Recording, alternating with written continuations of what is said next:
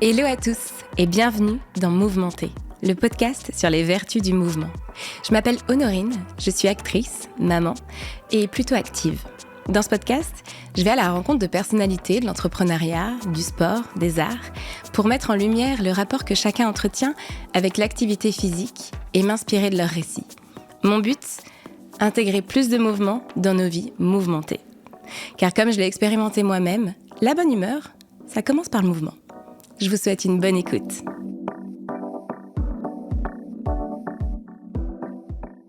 Hello à tous. Aujourd'hui, je reçois Paulette Grisoni, une jeune femme inspirante, animée, persévérante et taureau. Donc c'est bientôt ton anniversaire. Ouais, c'est bientôt mon anniversaire si vous voulez me le souhaiter et m'offrir des cadeaux. Ok. Paulette, tu es partout. Podcasteuse, journaliste, comédienne, tu as beaucoup de cordes à ton arc, car tu es aussi la chanteuse du groupe Les Medium Ugly Men. Mais franchement, avant tout, t'es juste super drôle et super fun. Meuf, c'est le meilleur compliment, j'adore. Merci, c'est vrai.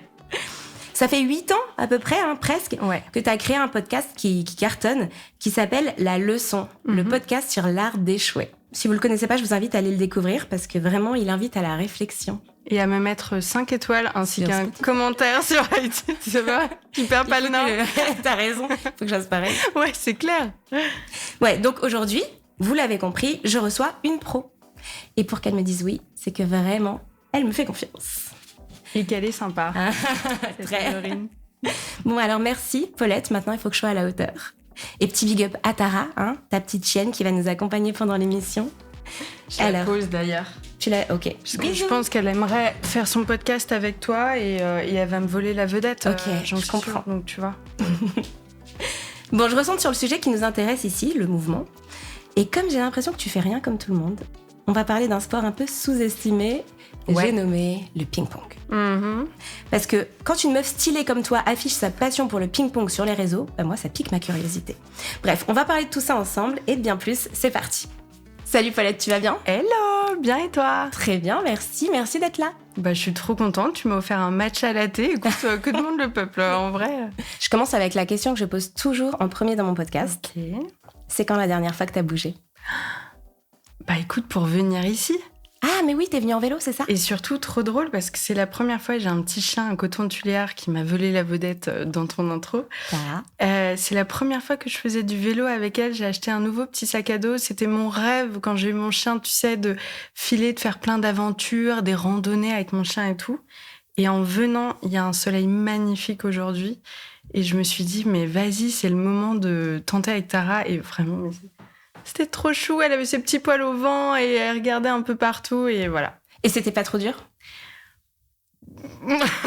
C'est ça. Non, parce que moi aussi, j'ai un chien et je veux faire quand comme c'est en robe. C'est vraiment la leçon que j'ai appris sur le trajet en venant ici. La prochaine fois, je mettrai un short. Ok. Ou un jean. Ok. Voilà, et tu la porteras toujours devant, tu la mettras derrière. Non, je crois que j'ai envie de la porter devant et de voir sa petite tête regarder partout. Ouais, c'est trop mignon. Et avant ça, écoute, j'ai fait de la randonnée la semaine dernière. J'ai eu cette chance-là d'être à la montagne.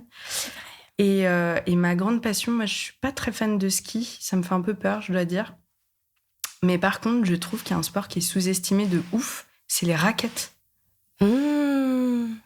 C'est Tara qu'on entend ? Désolée. Non, c'est ok. C'est pas grave, on coupera à ce moment-là. Non, mais même on garde, j'adore. Les raquettes, c'est sous-estimé. Parce que c'est à la fois un sport très endurant qui demande vraiment de mettre son corps en mouvement et de façon un peu puissante avec un gros dénivelé, tu vois. Ouais, c'est cardio. Ouais, c'est cardio de ouf. Parce qu'on s'imagine toujours que c'est un peu le sport de vieux, mais pas du tout. C'est ce qu'on en fait, en fait. Exactement. Tu vois. Et ce que j'adore avec les raquettes, c'est que, t'es avec personne, t'es seul au monde, au lieu d'être sur une piste blindée de touristes, tu vois. Et en plus de ça, t'accèdes toujours à des petits endroits de la montagne avec des jolis arbres, etc. Il y a un sort de truc en pleine nature qui est trop beau. J'aime trop les raquettes. Ouais, je comprends. J'ai fait ça aussi en ski de fond. C'est un peu la... Ouais. Et après, tu peux chausser et en faire des skis alpins. Mais toi, c'est carrément ski alpin. C'est avec une peau, c'est ça ? Ouais, c'est ça. T'enlèves la peau, je crois. Et t'as kiffé ?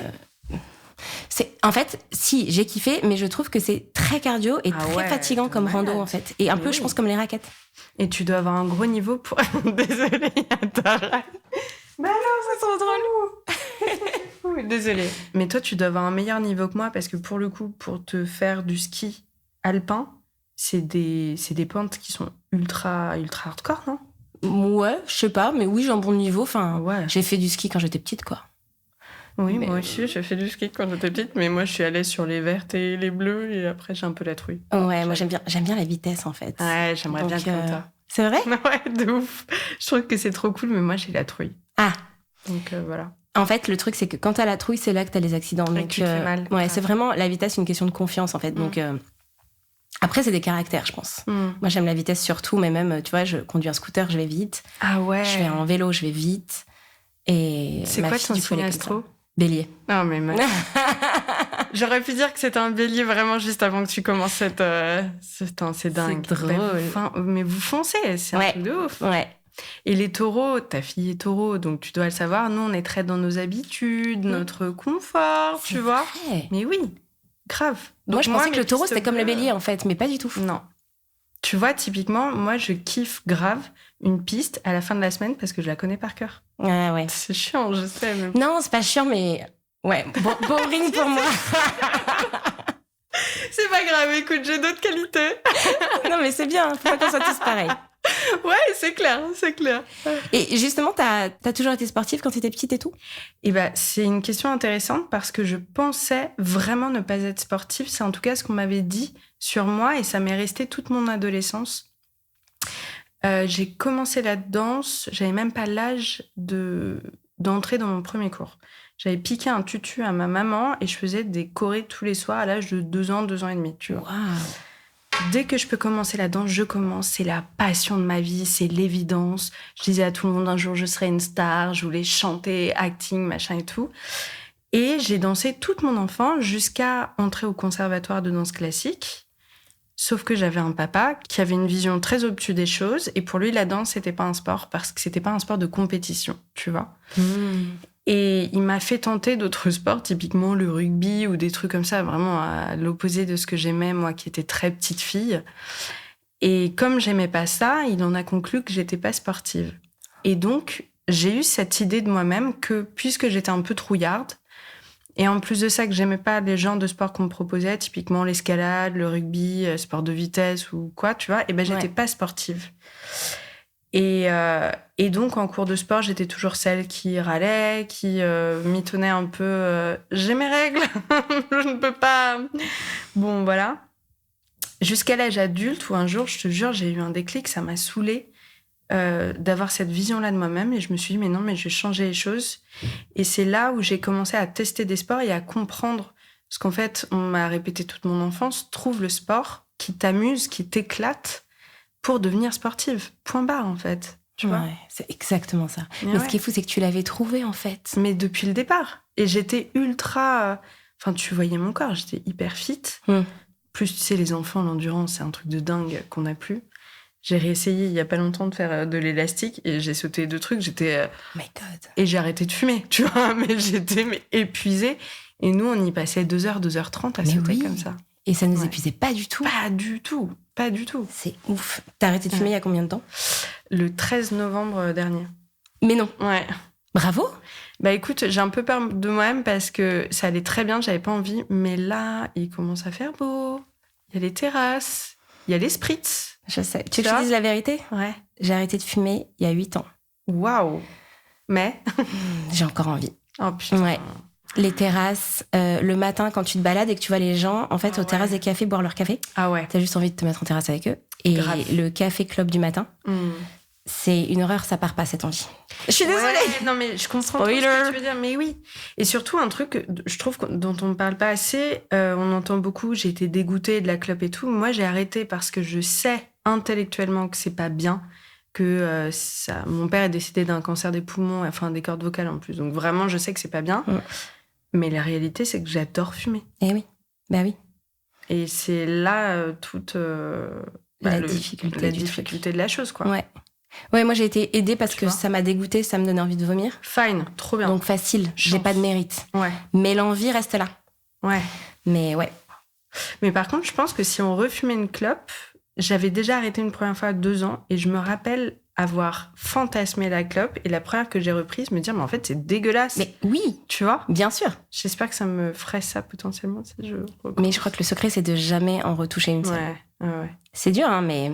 On va faire les clopeuses anonymes. Oh my God. Ce genre de réunion. C'est ça. Le truc ne passe jamais. Aïe. Et après, il y a une question que je voulais te poser avant qu'on parte sur un sujet qui m'intéresse plus, c'est le ping-pong. Yes. Mais juste avant, est-ce que toi, tu as une définition du mouvement, justement ? Est-ce que j'ai une définition du mouvement ? Pour moi, le mouvement, c'est la vie. C'est la vie, j'imagine ça comme un joli ruisseau de montagne dont on parlait. Au lieu de rester à stagner dans son cœur, dans ses émotions, dans sa vie, dans ses relations aux autres, le mouvement, c'est vraiment sentir la vie, être dans la vie, être dans l'instant présent, bouger son corps, mais aussi se faire du bien à l'esprit, tu vois. C'est exactement ça. T'en penses quoi, toi ? C'est vraiment la définition que je fais du mouvement, c'est que... Ah ouais. Oui, c'est bouger son corps, mais c'est bouger son esprit, ses idées. Ses idées aussi, très intéressant. Mais bien sûr. Et c'est pour ça qu'en fait, c'est un sujet qu'on peut prendre en prétexte et après amener partout. Ouais. Parce que grave. Dès que t'es en mouvement, t'es en vie. C'est vraiment, par définition, c'est être vivant, le mouvement. Donc, vu que la vie est par essence même ce qui nous définit, on peut justement... voir le mouvement partout, dans notre esprit, dans nos actions, dans comment être mère, dans comment être une meilleure personne sur cette planète. Surtout. Même, tu sais quoi, même sensuellement, comment se mouvoir quand t'as une jolie robe, quand tu te sens en confiance, quand... Tu vois, la danse, c'est aussi une forme de sensualité et d'un mouvement de la vie. Et le tango, on en parle beaucoup de cette manière-là. Et c'est intéressant ce que tu dis, tu vois, le mouvement des idées. Moi, ça me plaît bien. Ouais. Et on parle beaucoup de ça avec ma mère, je suis très proche de ma mère, et à chaque fois, on se dit qu'on adore le fait d'évoluer, de grandir et de changer de point de vue. Je trouve que c'est passionnant. Typiquement, le féminisme, moi, je viens pas du tout d'une famille féministe, et même, j'ai été de celles qui, il y a des années, à la fin de l'adolescence, disaient le mot féminisme, j'aime pas trop, ça me correspond pas. Je vois. Et puis j'ai lu des livres, je me suis renseignée, j'ai vu des documentaires et j'ai compris et j'ai aimé cette version de moi-même qui était donc en mouvement et qui évoluait sur ces questions-là. Et ça me plaît bien de me dire que dans 10-15 ans, je serai très certainement pas la même qu'aujourd'hui sur plein de choses. J'adore. On est d'accord. Toi, le fait de devenir maman, j'imagine que la toi d'avant a tellement évolué, tellement grandi. De ouf. Je pense, mais même pas... Il n'y a même pas 10% de ce qui reste de ce que je pouvais être avant de moi, quoi. J'ai énormément changé et je pense que le mouvement, c'est aussi une forme de changement, bien sûr. Et que la plus grande force et le plus grand courage, c'est d'être capable de changer. De changer de point de vue. Quelqu'un qui est capable de dire, en fait, j'avais eu tort, mais full respect. Mais bien sûr, c'est trop, trop intéressant. Et j'ai écouté un dernier podcast à toi où tu parlais de microféminisme, justement. Ouais, ça, c'est mon sujet du moment. Mais c'est hyper intéressant.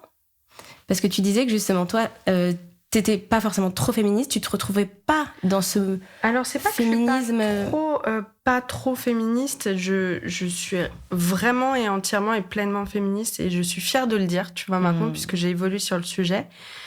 Je ne me sens juste pas dans cette catégorie qui est pourtant ultra nécessaire des militantes.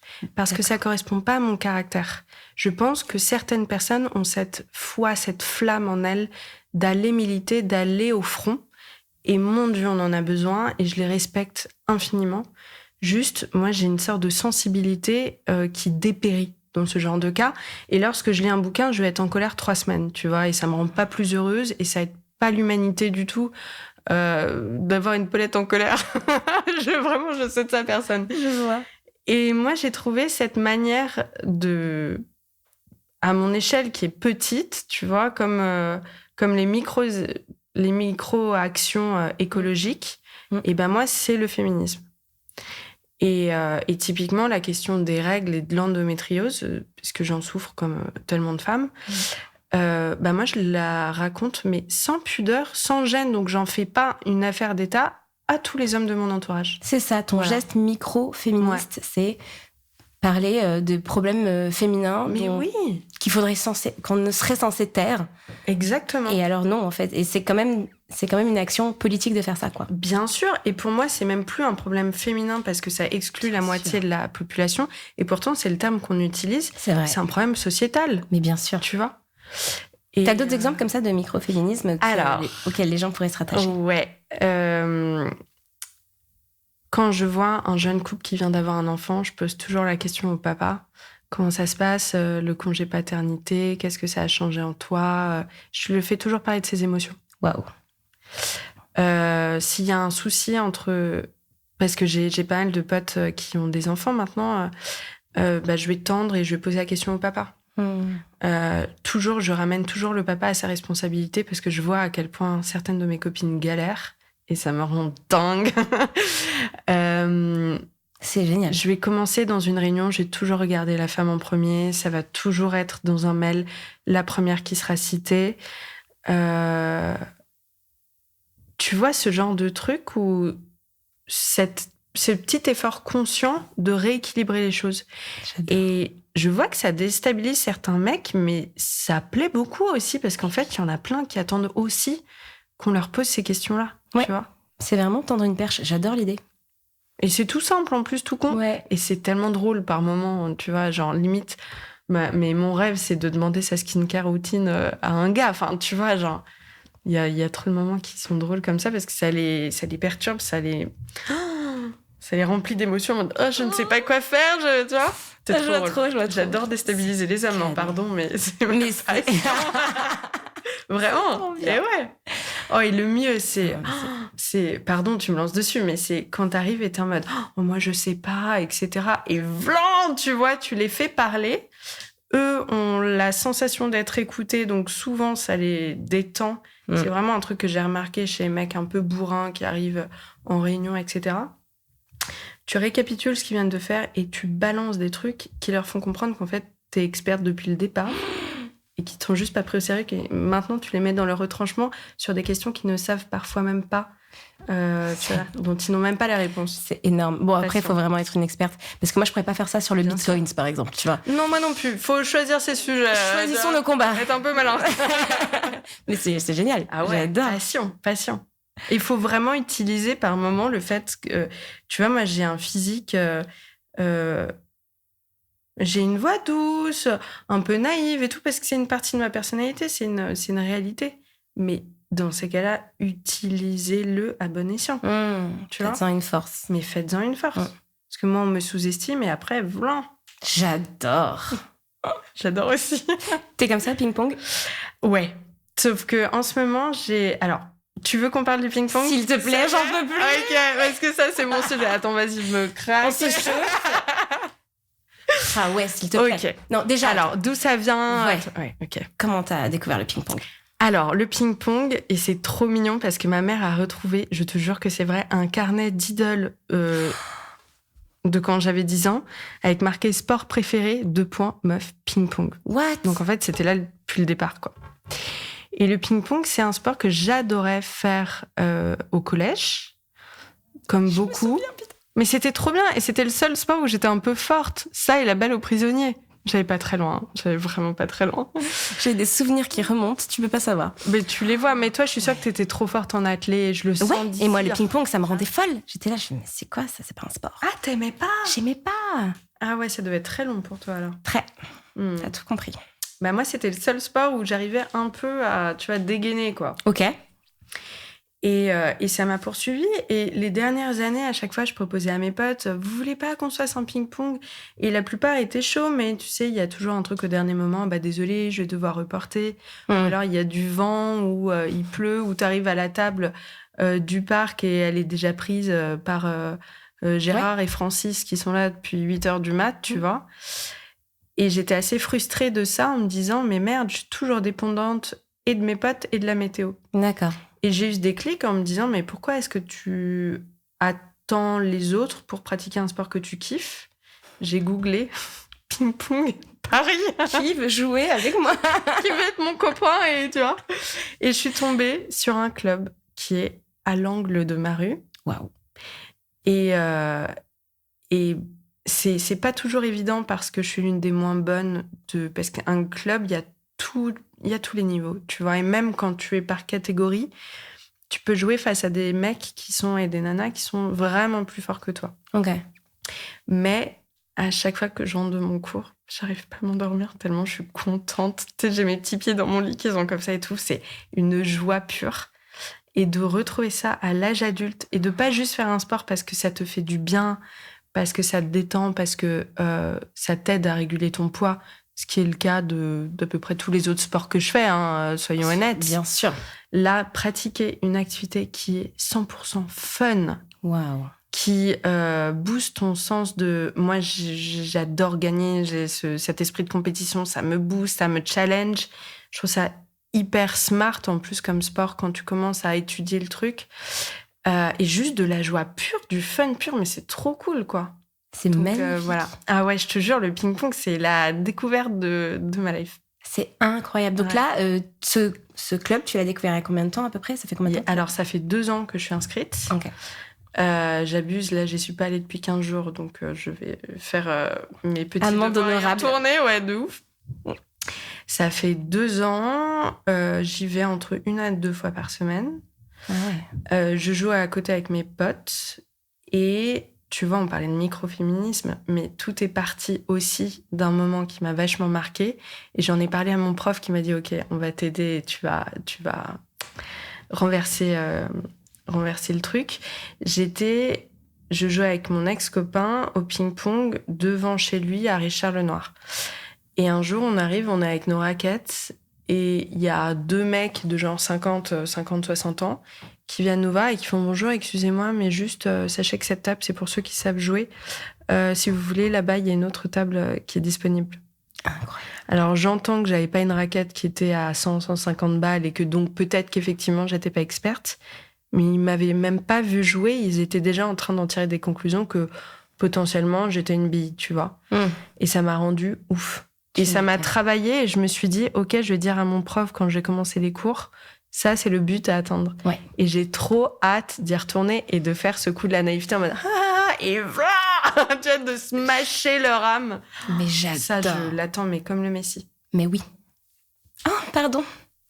Je vais jouer juste un peu quand même, pardon. Je t'ai fait mal. Je suis désolée, j'arrive pas à maîtriser la vitesse de mes... Oups. Ouais, c'est peut-être ma raquette. Ouais.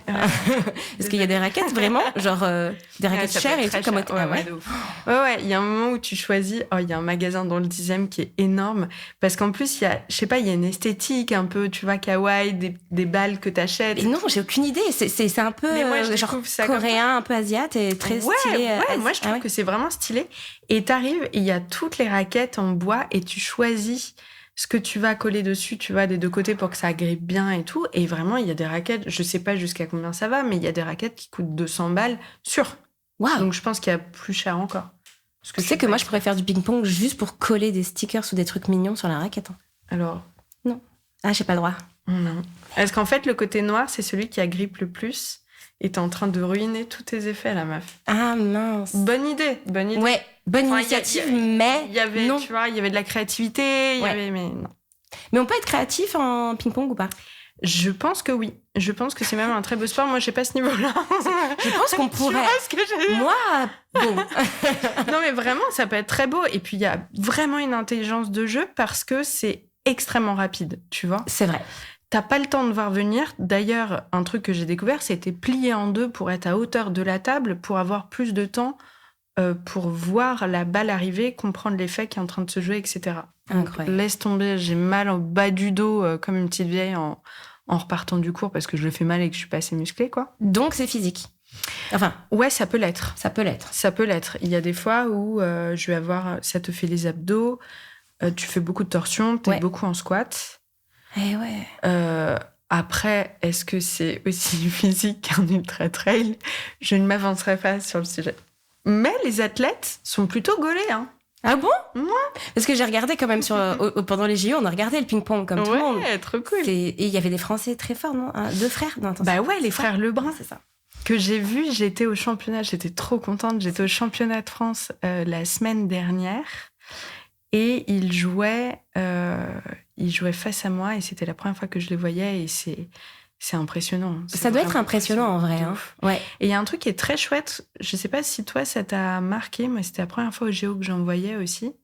C'est l'idée de voir plusieurs tables, en fait, tu peux pas t'ennuyer. C'est trop bien. Ça te dit qu'on fasse un petit jeu, justement? Ah bah moi, j'adore. Ok, je vais te donner des activités qui sont censées, on va dire, aider à se bouger. Ok. Tu me dis si, selon toi, c'est surcoté ou sous-coté. Ah, j'adore. On va commencer avec avoir un chien. Ouais. Je peux en parler des heures. Sous-coté. De fou. C'est trop bien, ça te fait sortir de chez Watt. Alors, évidemment, à 23h30, un jour de pluie, c'est un peu la flemme. Ouais. Mais tu papotes avec tous les gens de ton quartier. Je suis devenue copine avec tous les commerçants de mon quartier. J'ai que des interactions positives au quotidien parce que des sourires, des « bonjour, qu'est-ce que c'est comme race ?» Tu commences à papoter avec tes voisins, etc. Et tu fais ton petit sport sans t'en rendre compte. Exactement, tu fais tes 10 000 pas tranquille. C'est un lien social de fou. Ouais. Après, faut avoir envie de parler, quoi. Alors, t'es introverti, c'est un peu la merde. Prends un chien un peu acariâtre comme toi. Un chien qui aboie, tu vois. Un chien qui attaque les gens. Ouais, qui fait peur. Peut-être. Mais comme ça, tu fais quand même tes 10 000 pas. Mais c'est vrai, les gros chiens sont très gentils. Alors que Tara... Tara, elle aboie sur les autres chiens, c'est chiant. Ah ouais, ça c'est relou. C'est relou. Bon. Je te parlerai d'un podcast que j'aime bien sur les chiens après. Ah, ça m'intéresse. Aller à la salle entre copines, surcoté ou sous-coté? Oh non, sous-coté, c'est tellement sympa d'être entre copines. Ça motive, t'es fière de toi, tu te rends pas compte parce que le temps passe plus vite. Tu fais ton petit selfie Elle t'aide à te prendre en photo. Merci. Bien, correctement, en fait. Merci. Mais bien sûr. Ouais, moi, c'est mes nouveaux cafés, justement, tu vois. Je vais plus boire de café avec les copines. Enfin, je vais plus. C'est fini, jamais. Non, mais tu vois, au lieu d'aller boire des cafés, je propose à mes potes de se retrouver, d'aller faire une séance de sport. Et bah ça me plaît, tu vois, c'est marrant ce que tu dis là, parce que je trouve qu'à l'âge adulte, on oublie de faire des activités entre potes et on se retrouve à plus que prendre des verres. Ouais. Et c'est une super idée de refaire des activités pour recréer des moments et des souvenirs à plusieurs, quoi. Exactement. Trop cool. Et tu fais quoi, toi, comme sport? Corde à sauter. Ah, wow. Mais bon, j'emmène pas mes copines en corde à sauter parce que... Ah ouais, c'est intense, hein. J'ai du niveau. Ouais, je te crois. Après le ski, maintenant, je te crois sur l'esprit de compétition. Non, mais je vais les cours de pilates, faire un cours de réformeur, évidemment. Trop bien. Qu'est-ce que j'ai fait récemment avec les filles? Un cours de... Ah, de dynamo? Ouais, c'était pas du dynamo, mais c'était du... Oui, du cycling. Ou du cycling. Ouais, des trucs comme ça. Cycling, bonne idée. Cycling, si tu veux, on y va ensemble. Ah ouais, je suis chaude. J'adore. En plus, là, ça fait les fesses, c'est bientôt l'été. Ouais, c'est vachement bien. Qu'est-ce qu'on a d'autre? Est-ce que c'est surcoté ou sous-coté de prendre les escaliers plutôt que les escalators dans le métro? Ouais, non, on sait qu'il faut prendre les escaliers, mais parfois c'est un peu chiant, mais il faut quand même le faire. Et moi, je le fais 2 par 2 en rentrant le ventre. Ouais. Ah, carrément, toi, t'es next level, d'accord. Okay. Non, mais moi, j'habite à côté de la butte Montmartre. J'avoue que c'est le seul sport que je fais à côté du ping-pong, tu vois. Donc... Ouais, d'accord. Et pareil que toi, les 10 000 pas, vraiment, c'est comme ça que j'ai réussi à conserver mon poids de forme et à me sentir mieux dans ma peau. C'est un vrai hack qui est sous-coté, mais ça marche de ouf. Après, ça prend du temps. Ça prend du temps. Moi, je me rappelle quand je bossais chez Cosmo et donc que j'avais un boulot très sédentaire. Ouais. J'avais pas d'enfant. Et j'avoue que ça, c'est quand même la grosse nuance. Ouais. Mais je me démerdais pour sortir 3 arrêts avant mon arrêt de métro. Tu as des bordels comme ça. C'est génial. Mais voilà. C'est tellement malin. Et c'est comme ça que tu t'en sors. Mais bien sûr. Et en plus, c'est assez sympa parce que tu observes les gens, tu regardes des bâtiments, tu dis, tiens, j'ai jamais remarqué qu'ils ont un balcon qui est un peu stylé et tout. Et en fait, ça passe tout seul. Ouais, et tu prends le temps. Moi aussi, j'aime bien écouter des podcasts pendant que je marche. Ah, mais ça, c'est le truc aussi. Mais oui. Faire l'amour, sous-coté ou sur-coté? Bah, c'est évidemment sous-coté. Mais c'est comme un sport de ouf. Mais moi, je dirais sous-coté. Ah ouais? Mais oui. Attends, sur-coté? Non. Sur-coté. Ah ouais? Bah, je pense pas que tu dépenses énormément de calories en faisant l'amour. Je pense qu'on nous fait croire qu'on dépense beaucoup de calories, mais je suis pas sûre. Alors peut-être que t'es pas à la goutte en sueur. Ok, on passe à un autre sujet. Moi, je sais en tout cas que ça raffermit. C'est pas grave de dire. Les abdos, tout ça. Ok, j'ai des trucs qui me viennent en tête, mais on en parlera en dehors. Juste, je reviens une fois sur le ping-pong et après, promis, j'arriverai. Non, mais moi, je suis trop heureuse d'en parler. Est-ce que ça a développé des qualités chez toi? Est-ce que ça a développé... Ah, c'est une question intéressante. Ouais. Parce que ça a développé la qualité de la persévérance dans l'inconfort. Ok, je t'explique pourquoi. Ouais. J'ai commencé tout feu, tout flamme, je vais grave m'améliorer et tout. Ah, mais ça m'a rendue humble de malade parce que, comme je te le disais, je me suis retrouvée dans un cours avec des gens très forts. Ok. Et semaine après semaine, il y a parfois 3 semaines d'affilée où je vais pas gagner un seul match. Et dans ces cas-là, c'est extrêmement humiliant quand t'es quelqu'un qui adore la compétition, qui aime gagner, qui est vachement là-dedans. Franchement, c'est humiliant. Et d'être capable de respirer et de se dire, bah, c'est comme ça, et je vais pas lâcher, et tant pis, je vais traverser ce down. Déjà, tu te rends compte que la 4e semaine, bah, tout d'un coup, tu sais pas pourquoi, t'as à nouveau une énergie, un mojo, un truc, et ça repart. Wow. Et tu reprends du plaisir. Et surtout, tu te prouves que t'es capable d'aller au bout de ton idée, au bout de ton envie, et que tu vas pas lâcher à la première petite intempérie. Tu vois ? Oui, c'est tellement important. Donc, chez moi, ça a développé ça. Je suis quelqu'un, j'ai fait 10 000 activités que j'ai tenues 6 mois, 1 an. Ouais, pareil. Voilà. J'adorais être la personne qui te dit, j'ai fait 15 ans de piano. Ouais. Moi, je suis celle qui en a fait 6 mois et demi. Voilà. On se comprend. On se sait. L'aquarelle, tout ça. Ah ouais, génial. Ça, je n'ai pas testé. Ouais, si, 3 jours. Yes. Violon, 5 mois. Ah, mais bravo. Aïkido, 1 an. Attends, c'est vachement bien. Mais je sais rien faire. Le piano, j'en ai fait 2 ans. Je sais même pas faire au clair de la lune. Mais oui, ah ouais. C'est nul. Tu vois ? Donc là, au moins, je travaille sur moi, sur cette impatience que j'ai de... Ouais, j'ai... Dans un monde idéal, je cartonne tout de suite et puis c'est super et c'est Bien pas sûr. la réalité. Donc ça a développé ça chez moi et je suis assez fière de moi parce que par moments, franchement, je te jure, faut serrer un peu les dents et c'est un peu humiliant de se dire ok, je suis la moins bonne du groupe. Il y a une fois, mes meufs, j'étais là, je souriais mais vraiment à l'intérieur, j'étais dead. En plus, il est trop sympa, ce prof, je n'en veux pas du tout. Mais juste, on était dans un cours où on devait... C'était une sorte de compétition. On a été classés par table, tu vois bien le truc, de la moins bonne à la meilleure. Et certains restaient, donc ceux qui avaient été sélectionnés en fonction de leur niveau, restaient à leur table. Et en face d'eux, les joueurs... faisaient un match. S'ils avaient gagné, ils allaient à la table un peu meilleure et sinon, ils redescendaient, tu vois. Ouais, une poule. Enfin, je sais pas comment on appelle ça. Une montante descendante. Ok. Le prof me sélectionne pour être à la moins bonne table. Donc, il me sélectionne, moi, je suis en mode ok, c'est pas grave. Et puis, il continue de parler avant de proposer aux autres de sélectionner leur niveau. Donc moi, je suis la seule qui est debout devant ma table la plus nulle. Et puis, il continue de parler 5-6 minutes. Et je te jure que le temps, il est long et que tu serres bien les dents. Et je me rappelle sourire, mais vraiment un peu en mode oh là là, c'est quand même un peu dur à avaler, quoi. Bah voilà, je me suis battue. Et quand on a fait les descendantes montantes, je suis arrivée à la 4e meilleure table au final. Wow. Et ce jour-là, j'étais fière de moi parce que c'est des petits moments qui sont quand même vachement inconfortables. C'est vrai. Et c'est tellement plus facile de rester dans sa zone de confort et tu vois. Bien sûr. Donc j'essaie de me bouger, d'être humble et d'apprendre et de persévérer, quoi. C'est énorme. Vraiment, c'est très important ce que tu dis. Donc voilà, c'est le truc que j'ai appris. Bravo. Mais je n'ai pas encore appris d'effet. En tout cas, c'est ce truc que je maîtrise toujours pas. Oh là là, mais c'est dur au ping-pong. T'as reçu dans ton podcast, La Leçon, beaucoup d'invités prestigieux. Est-ce qu'il y en a avec qui, justement, t'as abordé ce sujet du mouvement, du sport, comme d'un outil pour traverser un échec, par exemple, ou voilà. Comment... Alors, attends, que je réfléchisse. Très certainement.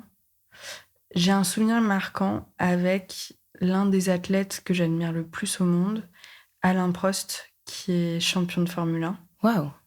Et lui disait quelque chose d'hyper intéressant. Déjà, tu vois, dans la Formule 1, il y a quelque chose qui est particulier par rapport justement à cette question de mouvement et de sport. C'est qu'on peut avoir gagné une course, mais ne pas être fier de soi parce qu'on l'a gagnée dans la facilité. Ou on peut être extrêmement fier d'une course alors qu'on est arrivé 4e ou 5e. C'est très vrai. Et pourtant, on a fait quelque chose, on a fait un truc très beau, on a réussi à gagner une place sur un coup de poker. Enfin, tu vois, ça, c'est déjà très intéressant. Et lui raconte qu'après une course dont il n'était pas fier, il était vraiment dans ses pensées ce jour-là est très déçu de lui-même et vraiment dans une période de sa vie où il se sentait un peu stagné, justement. Et c'est l'un de ses coéquipiers qui est hyper connu aussi, et j'ai évidemment oublié son nom, mais je te le donnerai, qui lui a dit, écoute, lâche prise, on va aller en boîte ce soir et on va aller danser. Wow. Et le fait de juste s'amuser, d'être dans le fun, ça faisait des semaines qu'il ne le faisait plus, puisqu'il se concentrait tellement pour donner le meilleur de lui-même qu'il en avait oublié de juste d'être dans la joie, dans la vie, dans l'instant présent. Et bien, figure-toi que ça a énormément amélioré ses performances, puisqu'il a lâché prise sur lui-même. Il s'est concentré plutôt sur ce qui l'entourait au lieu de rester trop à l'intérieur de lui et donc d'être trop dur envers lui-même, tu vois, en se rabâchant à quel point il aurait dû faire ça, Bref, il était vraiment dans une énergie très négative. Et le fait d'aller danser, tout simplement, ça l'a propulsé. C'est hyper intéressant, ça. Il a défocus, quoi. Ouais, exactement. Il a pris un peu de recul. C'est super comme histoire. Ouais. Et ça prouve qu'il faut toujours mettre de la joie dans ce qu'on fait. Mais de la joie, mais grave. Se détendre, quoi. Ouais. Mais c'est hyper facile, intéressant. Hein. Non, bien sûr. Ouais, on le sait. Et puis, on est tellement dur envers soi-même. J'arrête pas de me le répéter et pourtant, ça rentre pas. Moi, je regarde mes potes, j'ai beaucoup de tendresse envers eux, envers leurs erreurs et tu vois, et pour moi, je les aime quand même, quoi. Pourquoi est-ce que j'arrive pas à me donner ce même amour ? Je sais pas. Moi, je fais un petit jeu. C'est si je pense quelque chose de moi, je me dis, est-ce que tu oserais dire ça à ta fille ou à ta meilleure amie ? À ma fille ou à ma meilleure amie ? Non, jamais. Non. Never. Et du coup, je me dis, ok, non. Mais c'est-à-dire, c'est vraiment un exercice parce que... Ouais, tu le conscientises. Ouais. Et en fait, c'est un effort constant de revenir à ça, tu n'as pas le droit de te le dire, en fait. Tu n'as pas le droit de te dévaloriser. Mais genre, c'est un péché, c'est interdit, tu n'as pas le droit. T'as trop raison, parce que les mots ont tellement d'impact et on s'en rend pas compte. Et puis, on a plein de pensées en une journée et plein de... Tu vois ? Donc, ça passe comme ça, mais en fait, non, ça reste, ça s'imprime et c'est dangereux sur la durée, quoi. Ouais.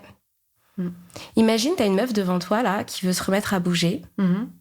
Ce serait quoi ton conseil pour commencer ? Tu vois, tu parlais de la joie. Pour moi, c'est vraiment s'amuser. Fais un truc fun. Parce qu'on est toujours en train de se dire, il faut que je fasse ça, il faut que je maigrisse, il faut que je me mette au running, à l'ultra trail. Ouais. Tu vois, on est toujours en train d'être très dur envers soi-même et en train de se culpabiliser parce qu'on fait jamais assez. Et on oublie juste de s'amuser. Enfin, c'est le principe de la vie. Vraiment, pour moi, c'est d'être dans la joie, dans la vie. Trouve une activité qui est fun. Point. Donc, c'est le seul conseil à avoir. Et même pas de conseil de performance, parce que je trouve qu'à l'heure actuelle, et c'est super en soi, mais tu sais, tous les trackers, typiquement Strava, tout devient une performance. Et... moi, je sais que si j'étais runneuse, je pense qu'au bout d'un moment, avec une appli comme Strava, je serais capable d'aller courir par pression sociale. Oui. Tu vois ? Et s'il y a bien un endroit où il faut s'enlever cette pression-là, c'est le sport, pour moi. C'est vrai. Je suis d'accord. Parce que on est déjà assez dur avec soi dans le travail, en amour, en tant que parent... en tant que dog mom. Donc, franchement... Dog mom. J'adore. Moi, je suis hyper dure envers moi-même, tu vois, mais comme tout le monde, c'est normal. Donc, vraiment, donnez-vous quelques temps de respiration, de pause, de kiff. Et ne faites pas du pilate parce que ça va vous permettre d'être fit. Trouvez-vous une activité, mais genre, je sais pas moi, du roller, tu vois. Un truc qui vous permet de vous sentir vivante, de vous marrer, de vous exprimer, tu vois. Exactement. Voilà. Merci beaucoup, Paulette. Merci à toi et merci à ton podcast Mouvementé. C'est hyper intéressant parce que, tu vois, t'abordes des questions que j'avais jamais abordées avant. C'est vrai ? Et ça permet d'avoir un angle différent sur toutes ces activités et cette notion du mouvement. Et je garderai vraiment en tête ce que t'as dit sur le mouvement, aussi des idées, des émotions. Parce qu'on parle de sport, mais en fait, ça englobe tellement plus. Ouais. Mais ça me fait très plaisir que tu me dises ça, parce que c'est vraiment le but de ce podcast. Trop cool. Merci beaucoup. Merci à toi. Voilà, c'est la fin de cet épisode. J'espère que vous avez apprécié cette conversation et que ça vous donnera envie de mettre plus de mouvement dans votre vie. N'hésitez pas à vous abonner et à laisser un avis sur le podcast, ça nous aide beaucoup. Et je vous donne rendez-vous la semaine prochaine pour un nouvel épisode. Et en attendant, je vous souhaite une semaine mouvementée.